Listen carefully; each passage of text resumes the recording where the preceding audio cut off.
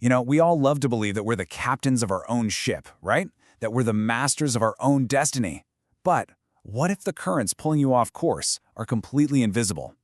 Today, we're going to dive into these powerful, unseen forces in your environment that might just be defining the absolute limits of your success. So, let's just start with a really provocative question. Think about your biggest goals, your grandest visions, those things you dream about when no one's around. Are they really, truly your ideas? Or could they be echoes, reflections of the world you just happen to be plugged into? All right, here's how we're going to break this down. First, we're going to shatter this idea, this myth of the independent mind. Then we'll get into your network's invisible influence and how you can build a defense against it, what we'll call a fortress of focus. From there, we'll look at the incredible transformation this creates, and finally, why this skill is really becoming the new measure of intelligence. Okay, first up, the myth of independence. We tend to think of our minds as these private, self-contained little boxes. But the reality? It's a lot messier. It's way more interconnected and honestly, a lot more vulnerable than we think. This right here gets straight to the heart of it. From a pure systems perspective, the idea of a truly independent thought, well, it isn't just unlikely, it's a mathematical impossibility. You've got to stop thinking of your mind as a sealed vault. Think of it more like a neural OS, an open operating system that's constantly swapping data and energy with everything it's connected to. So if our minds are these open systems, well, how exactly are we being influenced? This leads us to a really powerful and frankly dangerous concept, the threat of social contagion. In network theory, this is a huge deal. Social contagion basically says that the behaviors, the ideas, even the moods of the people around you, they literally spread like a virus. The vibration, the processing speed, the risk tolerance of your friends and colleagues are being subtly hard-coded into your own brain, whether you like it or not. And this is where a critical vulnerability shows up, especially for ambitious people. If you have what we'll call a high bandwidth mind, you're quick, you absorb things fast, but you plug yourself into a low-frequency network, well, you see the problem. You're trying to operate at lightning speed, but you're surrounded by mediocrity, people who are afraid of change, or people who just thrive on drama. It's a recipe for disaster. And this is the perfect way to visualize it. This invisible influence isn't just a small annoyance. No, it acts as a systemic anchor. It doesn't care how brilliant you are, how hard you work, or how optimized your own internal hardware is. That anchor will relentlessly, day after day, drag your potential right down to match the average level of your environment. So I want you to really hear this.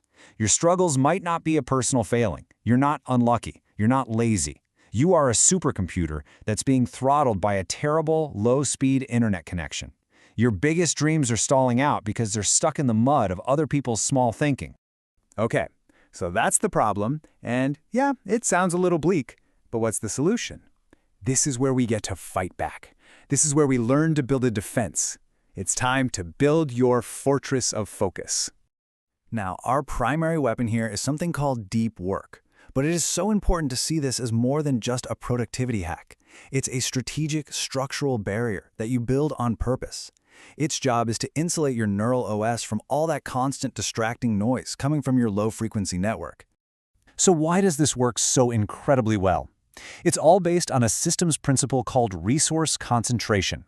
The idea is simple. Instead of spreading your energy out thinly over 100 different things, you pull all of your power together and focus it like a laser on that critical few, the 20% of tasks that actually give you 80% of your results.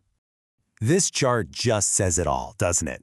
Most of the world spends all day, every day, messing around in that big 80% zone of busy work. Your fortress of focus lets you live and operate almost exclusively in that powerful 20% zone of high-leverage, high-impact tasks. And check this out. The results aren't just a little bit better. They're not linear, they are exponential. We're not talking about being 10% more productive. As this chart shows, the output from real deep work can be 10 times more valuable, 10 times more rare, and 10 times more impactful than the exact same amount of time spent being distracted. So what happens when you really commit to this strategy? Well, it's about way more than just getting more stuff done. It's a fundamental shift in who you are. You literally transform yourself from being a passive node in a network to becoming an active architect of your own reality.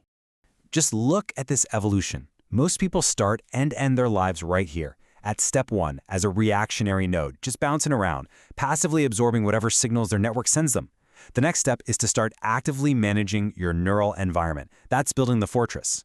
But the final, most powerful step, that's when you become an original architect, where you are intentionally designing your inputs to produce output that is rare, valuable, and uniquely you. This is the absolute key. This is the big mindset shift. Stop trying to manage your time.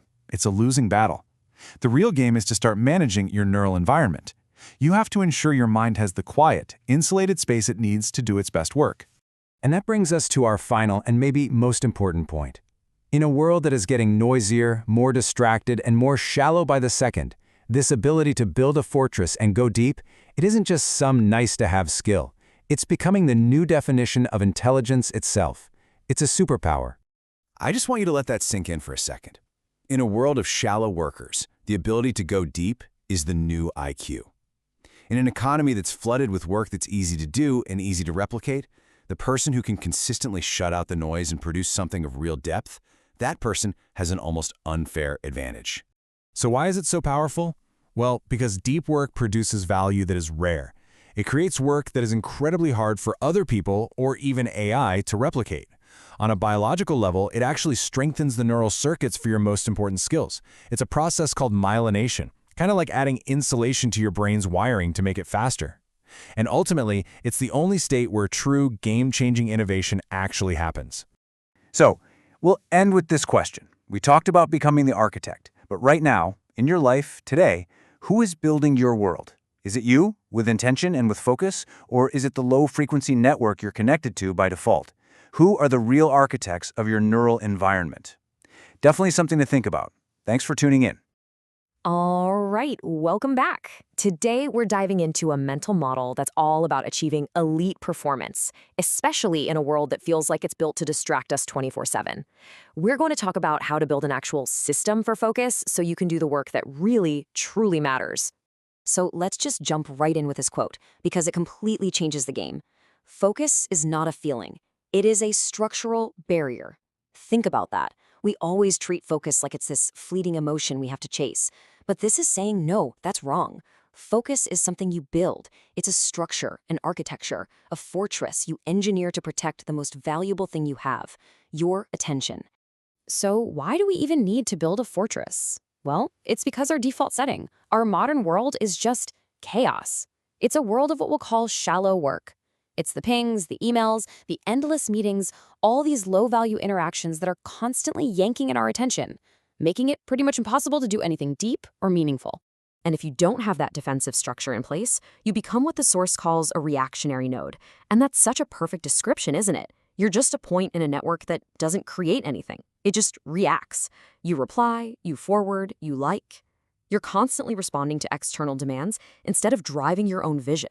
And every single one of these low-value interactions, it's like a parasitic drain on your mental energy, what we could call social entropy.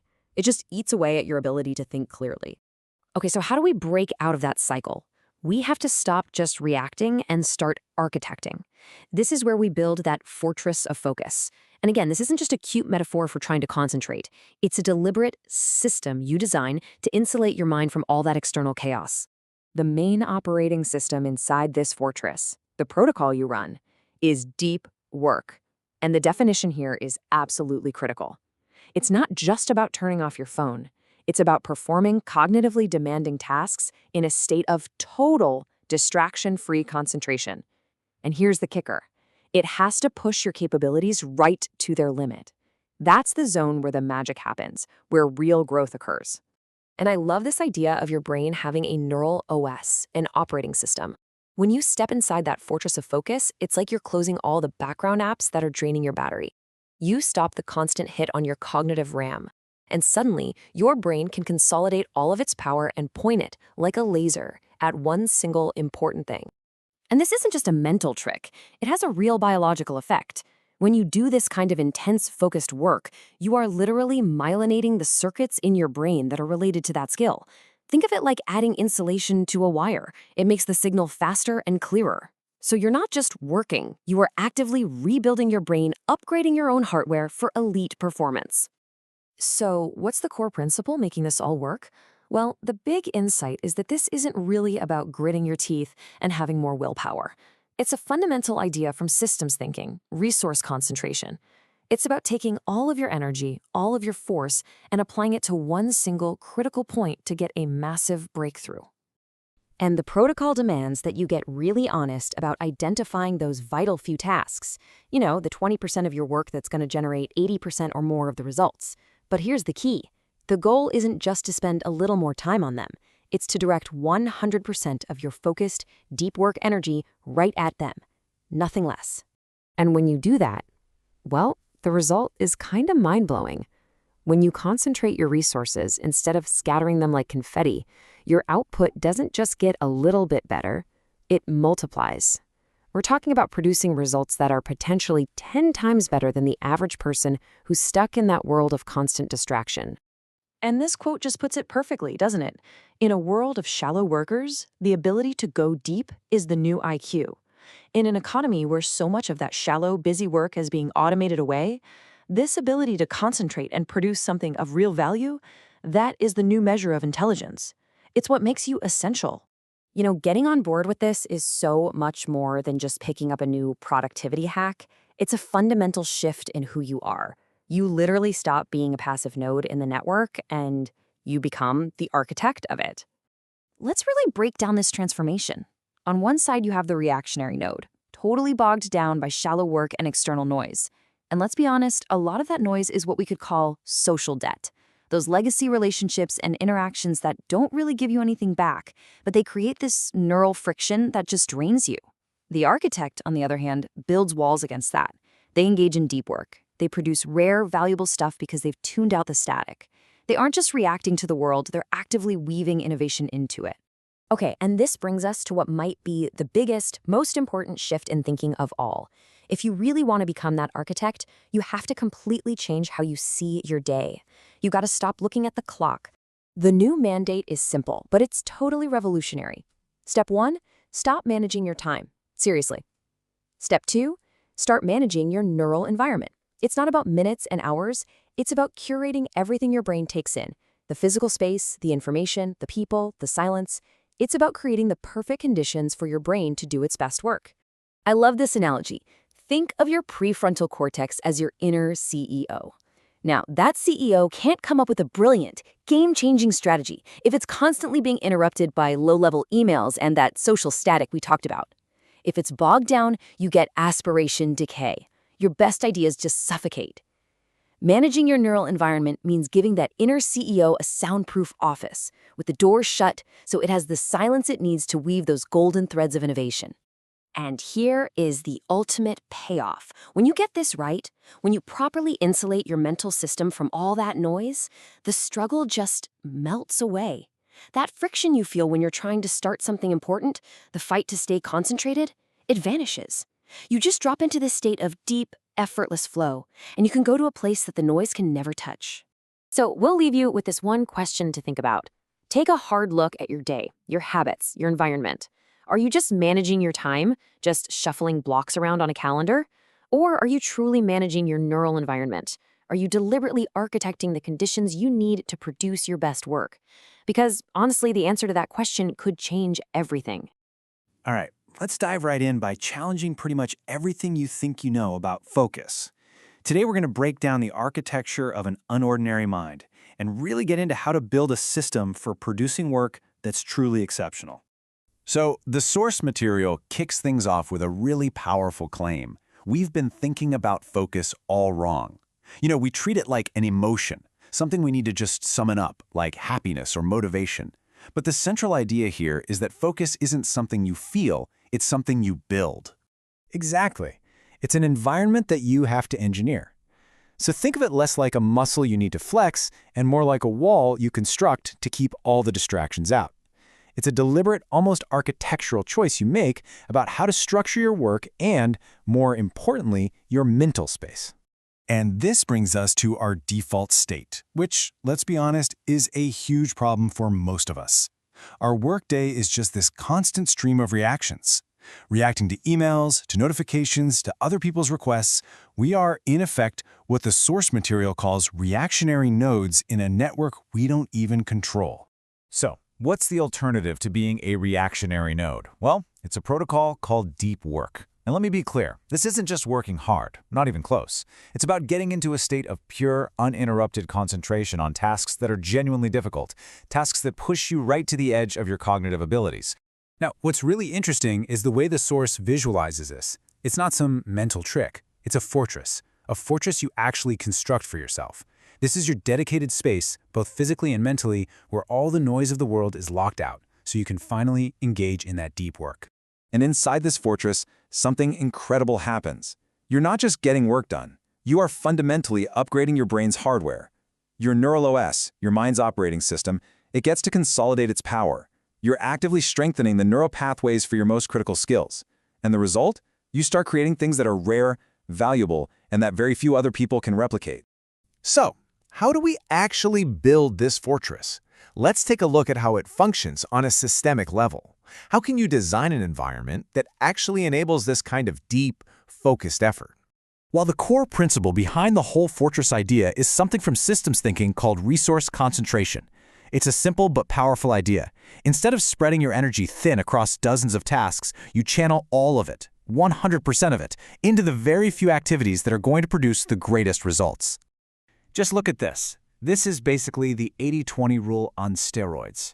It's not about doing 20% of the work. No, it's about identifying that absolutely crucial 20% of high-leverage tasks and then pouring 100% of your available energy and focus into them.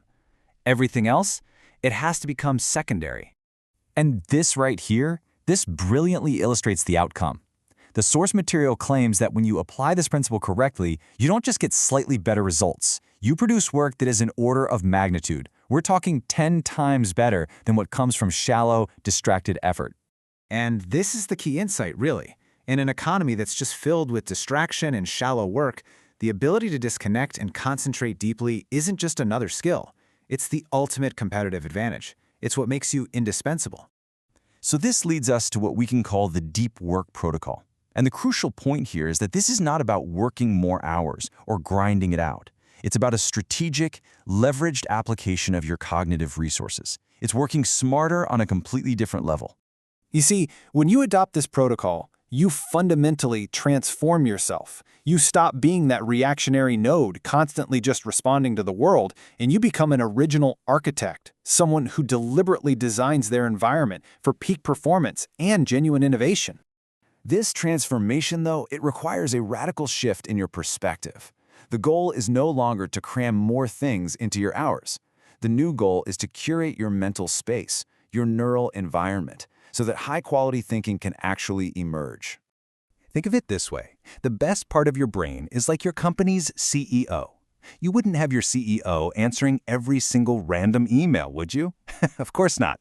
You'd give them the quiet, uninterrupted space they need to think, to strategize, to innovate. Your job is to create those exact conditions for yourself. And this is the ultimate payoff. When you build that fortress, when you properly insulate your mind from all the noise, the struggle to do good work, it just disappears. The friction vanishes. Execution becomes almost effortless because you've created a system where your mind can go deeper than the distractions can ever follow. So let's just quickly recap this whole journey. It's about moving from that passive, reactive state to becoming the active architect of your focus, your work, and ultimately the rare and valuable output that only you can create. So the final question this explainer leaves us with is a really crucial one. I want you to take a hard look at your own work. Are you just trying to fit more stuff into the day? Or are you actively building a system designed for profound, innovative thought? Because the answer could change absolutely everything. All right, let's get right into it. Today, we are not talking about little productivity tips or life hacks. No, we're talking about a complete re-architecture of your mind. We're going to dive into how you can shift from a state of constant, chaotic reaction to one of deliberate, powerful creation. So look at these two columns. On the left, you've got the shallow worker. You know the vibe, always busy, always distracted, always reacting. And on the right, the deep worker, focused, deliberate, and creating things that are actually rare and valuable. Now, be honest with yourself for a second. Which column feels a little too familiar? The whole point here is to figure out how we make that leap from the left side over to the right. So how did so many of us get stuck on that left side of the chart in the first place? Well, it's because we're living in what you could call the age of the reactionary node. Our entire modern environment is practically engineered to shatter our attention into a million tiny pieces. And this is the result. Most of us, without even realizing it, operate as a reactionary node. Think about it. Your focus isn't really your own, is it? It's constantly being hijacked by pings, notifications, emails, and this never-ending flood of shallow busywork. We're not directing our own energy, we're just reacting. We're letting the loudest noise dictate our day, and that keeps us from ever getting to the work that truly matters. But what if you could actually build a defense system against all that noise? That's the entire idea behind this next part, building your fortress of focus. This is where we stop being a victim of our environment and we start becoming the architect of it. The actual protocol for building this fortress is something called deep work. And look, this is not about just trying to focus harder. It's a structured, rigorous practice. It means working on your most difficult, cognitively demanding tasks in a state of absolute zero distraction concentration. This is what pushes you right to the edge of your abilities. And that edge, that's where all the real growth happens. This brings us to a really powerful core idea. Focus isn't some mood you just have to wait for, like waiting for inspiration to strike. It's a structure. It is a physical, intentional, defensive barrier that you build around your mind to protect it from the chaos of the world. Think of your brain for a second like a powerful computer, your own personal neural operating system. Now, when you're constantly switching between tasks, it's like having 100 glitchy programs open at once, just draining all your processing power. But when you step inside your fortress of focus, you're intentionally closing all those useless apps, and that allows your mind to consolidate all of its power and direct it at the one thing that actually matters. So, what's actually happening inside this fortress? What's the engine that's driving these incredible results? This is where the real magic is. The engine is a principle from systems thinking, and it's called resource concentration. It's almost deceptively simple. You apply 100% of your cognitive energy to the absolute most critical, high-leverage tasks. No multitasking, no half measures. All of your power focused on the one thing that counts. Okay, so which tasks are the most critical? It really just comes down to a version of the 80-20 rule, but for your brain. Deep work is all about ruthlessly identifying that crucial 20% of your work that's going to generate 80% or maybe even more of your valuable results. Everything else, it's just noise. And the payoff for this kind of intense focus, it's just staggering. When you apply true resource concentration, you don't just get a little bit more productive. The potential is there to produce work that is 10 times better, 10 times more valuable than what the average distracted person can produce. It's an absolute game changer. And get this isn't just a metaphor. When you practice deep work, you are physically changing the structure of your brain. You are myelinating the neural circuits that are related to your most important skills. Myelin is like the insulation that wraps around your neurons. The more you build up, the faster and more efficiently that circuit can fire. You are literally hardwiring excellence into your brain. So this entire process, it leads to a really profound shift. It's not just about your work habits, it's about your entire identity. You actually evolve from being a passive node in a network to something much, much more powerful. This right here, this shows the whole transformation. You shift from just managing your time to actually architecting your neural environment. You go from reacting to noise to creating value from silence. You stop being a passive consumer of information, and you start weaving it into true innovation. That is the goal. I want you to let this one sink in. All the time management tricks in the world, they won't save you if your mental environment is a complete mess. The real strategic win is to stop obsessing over your calendar and start obsessing over creating the pristine cognitive conditions your brain needs to do its best thinking. And this leads us to our final, and I think most critical point. In our hyper-connected world, the most valuable commodity isn't information anymore. It's the silence you need to actually make sense of it. This is the ultimate takeaway. In an economy that is just flooded with shallow, easily replicated work, the ability to disconnect, to go deep, and to produce something that is rare and valuable, that is the new measure of cognitive horsepower. It's the ultimate competitive advantage, period. And this is the destination, This is what it feels like. When you've built your fortress, when your mental system is properly insulated from all the noise, that constant struggle to get things done, that friction, it just vanishes. And that allows your mind to enter a state of flow, diving to depths of thought and creativity that the endless noise of the world can simply never touch. So I'll leave you with this question. If you were to actually build your own fortress of focus, if you were to carve out that protected, silent space for your mind to do what it does best, what would you build? What problem would you solve? What masterpiece would you create? The potential is all there, just waiting for you in the silence.